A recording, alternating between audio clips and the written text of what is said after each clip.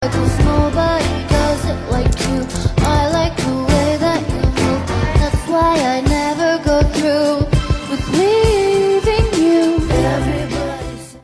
Good morning to all our dear listeners. Here we explore the many layers of womanhood, the seen and the unseen, the celebrated and the questioned. From lived experiences to shared reflections, we enhance both the fragility and the quiet strength that shaped who we are.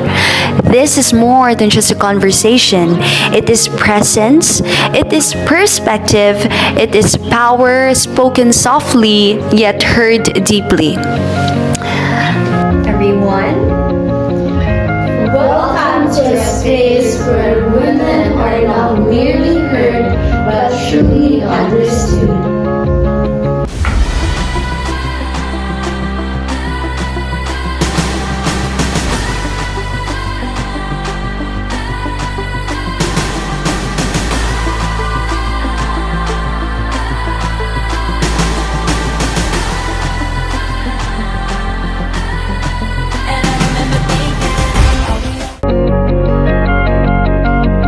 We are here to share perspectives, reflect on experiences, and simply understand.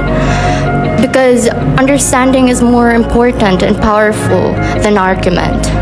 So before we begin, let us talk about something that we usually experience. However, still not talk about a lot today, which is mental health. I think mental health is something women struggles with silently. Like there's this expectation, if babae ka, you need to be mentally strong always. Yes, and sometimes when we share our emotions, we're labeled as too sensitive or too dramatic. I agree with that statement. According to the World Health Organization, women are more likely to experience anxiety and depression. But with that, they still choose to stay quiet because of fear, because of being judged. And in addition, actually, I have the article that I'm talking about. I've read this book. There was this 16-year-old girl, and she was raped by her so-called friend. And as the family of hers knew about that incident, they blamed her. And that's so questionable actually. I just find it so bad, and that since they blamed her, that made her that triggered her trauma. It made her isolate herself more and quit school. So, I just want everyone to understand. I think this is why conversation like this matter, because it doesn't automatically mean when you say mental health, you have to hide your feelings or to shallow yourself just because you have experienced something that triggers you the most. I think the best definition why we have to tackle this kind of conversation is to express and allow yourself to feel and to give or emphasize the meaning of what you experience on others as well. And I guess this will also connect to misogyny, no? Because of what you said sa teenage pregnancy, especially now in our generation, daghan jud kayong mga tao nga, or let's say women who is in their teens na nanganganak ng maaga. And this why misogyny fits, kasi people would assume na kapag ganitong edad sa babae, they have this standards na kapag na dapat gawin as a woman. And then yung standards na yon, parang nahimo na siyang criticism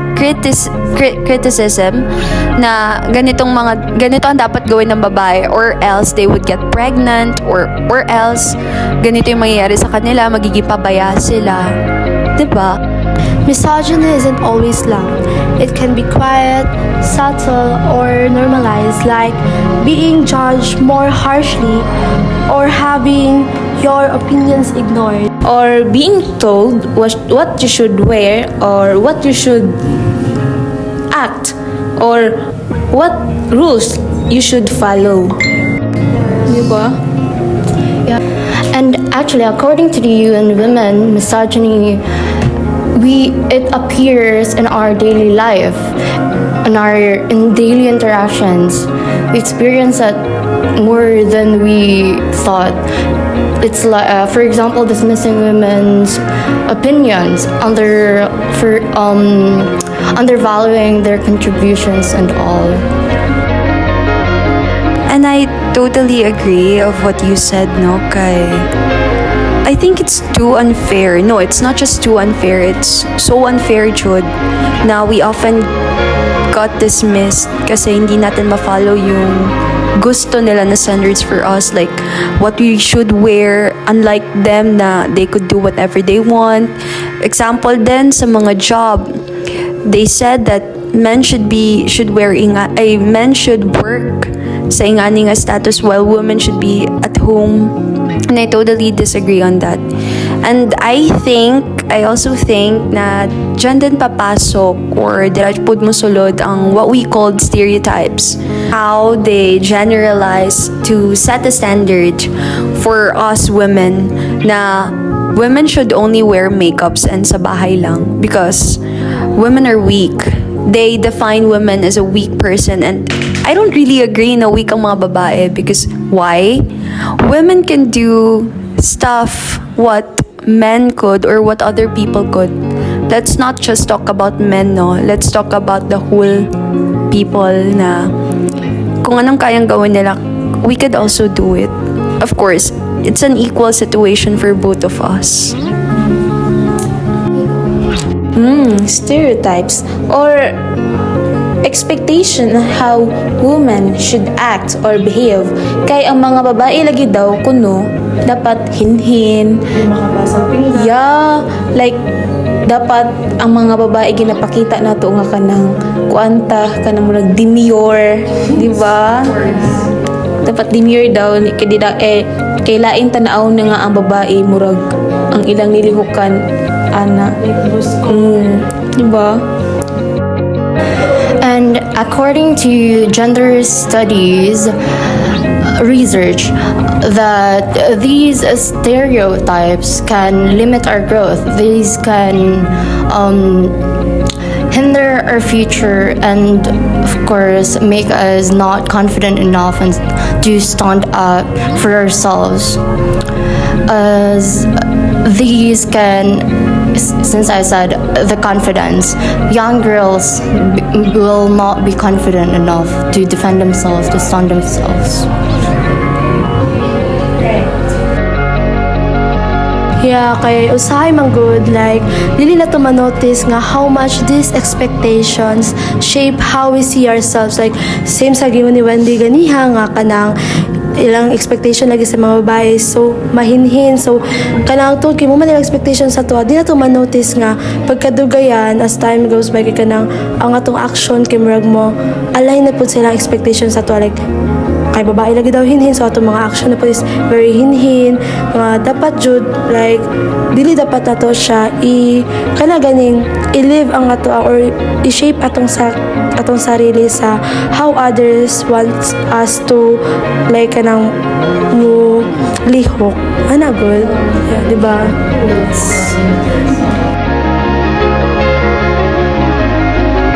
But despite all these challenges, women continues to grow, rise, and redefine themselves because strength, of course, came from our experiences, our struggles, kanang ginahubog jud tanyag taman just to improve our capability and our capacity as women. And then I have a question, no? So, what does empowerment mean to you, the three of you? Sa tingin nyo, what is empowerment? For me, it means having a freedom to choose without fear or judgment. It's also about supporting each other instead of competing. Yes? According to the UN Women, empowerment is about giving equal rights to women, to people actually. Sorry, it's giving opportunities, ensuring that we are all equal. We respect each other. We establish respect for women and the people around us. And I also wanna add an experience. Dili jud siya personal experience, but it's an experience of my friend. In her part, about what we talked earlier about teenage pregnancy. So, sayo jud siya na minyo, sayo siya ng anak. And then, her husband, which is, dili pa jud sila tantong in a situation na marriage na.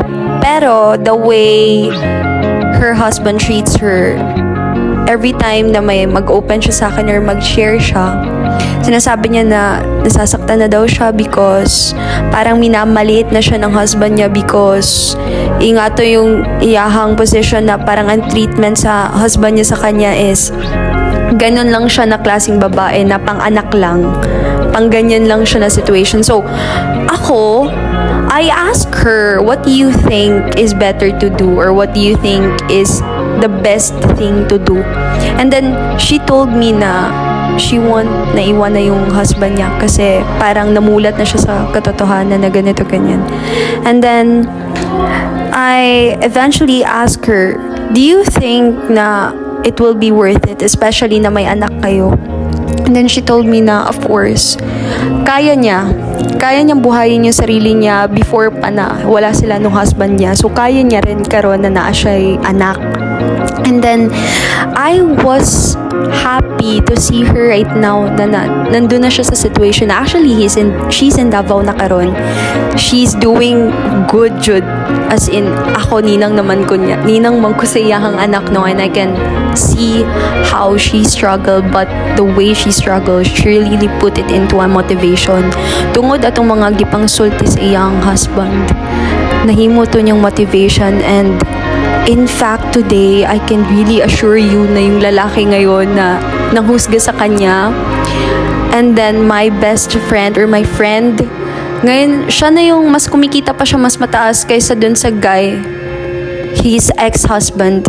And I am so proud of her to think na kaya niyang i-cultivate yun from this part na walang-wala siya na nasasaktan siya noon to this part na I don't trust people who will only hurt me, but I will put myself in a better situation instead of focusing na hanggang ganito lang ako.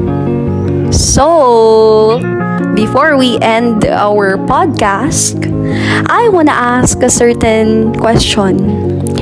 What lesson have you learned today, or anything you can add? Actually, having this kind of conversation with you guys kay nindot kay siya sa feeling kay daghan kay kog matun-an or bago madunggan. It makes me realize nga kanang women are very special jo. Dili lang babae lang ta, kundi babae ta maybe it's time for us to step up na gani. Na-realize ako or natulan ako today nga kanang women is siya kanang special, especially kay kita jud magdala jud mga bata no, kita ang maghimo or mga anak jud bata, so kita ang isa sa mga source gani of sa living things sa kalibutan sa mga human. So, na-realize ako nga di dapat ginaapi-api or maybe kanang sa tawag gani, how can I put it into words? Women kay kanan dapat dili ta mapadala on how others sees us kana, like dili ta mapadala sa ilang mga ginaingon nga dapat ang babae hinhin kay kita may kabalo sa tong kagalingon, and dili man sila dili ga matter ilang opinion, dapat we will always listen to ourselves, not by others. Yes. So, based sa itong mga chikas karon no, which is about sa women, based po sa giingon ni Vera nga, dapat dili daw ito magpadala sa mga gipangingon sa uban. And also sa ato ang mga struggles, kay kabaluta as a woman, kita jud murag kanang nagapasan mismo sa mga problema. O kita pod ang dali maapektuhan, di ba? And kay kato manggod nga mga struggles, doesn't define us as a woman. Kay kita nga mga babae, dili lang babae lang, kitang babae kay babae ta, like kusgan ta, dili lang kay ingon sila nga gusto nila ang babae hinhin. No, kaya nato mahimo ug unsay gusto nato.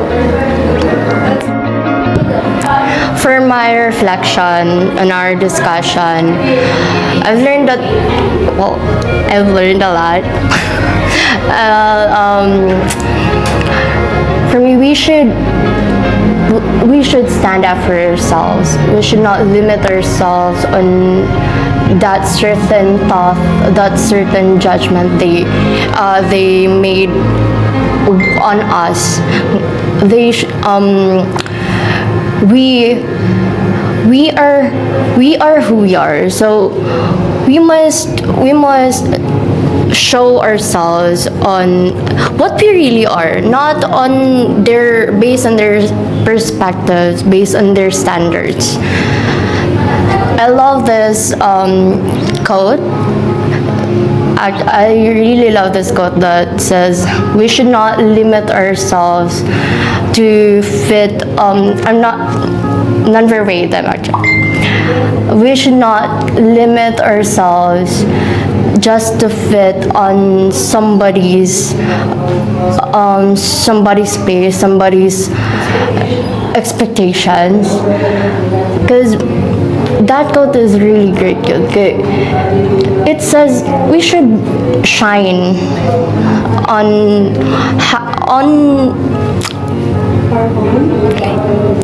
we should really shine on our own. We should discover ourselves, stand for our own. I think that's all.